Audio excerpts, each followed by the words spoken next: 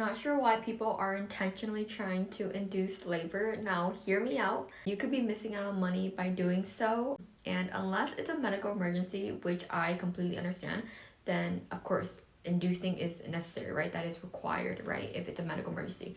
But if it's not, I would rather let my baby try and bake for as long as possible.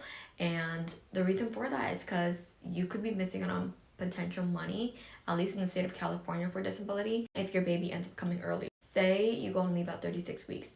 You are legally entitled to your 4 weeks of pay from 36 to 40, right? That is how much the state of California pays you leading up to giving birth. If you were to give birth at 38 weeks, then they would cut it short and you would only get paid from 36 to 38 weeks. And then once baby is born, that is when they're going to start your recovery pay, which is going to be 6 weeks worth if it's a vaginal and 8 weeks worth if it's a C-section. If your baby comes at 40 weeks, you get those 4 weeks that you are entitled to, plus that 6 weeks of vaginal recovery pay or 8 weeks of C-section pay. You get more time, more rest, and more pay if your baby comes at the 40 weeks that it's supposed to come anyway, which is its full term, rather than a little earlier. However, like I said, of course, if it's a medical emergency, of course, get the baby out sooner if that's what's needed.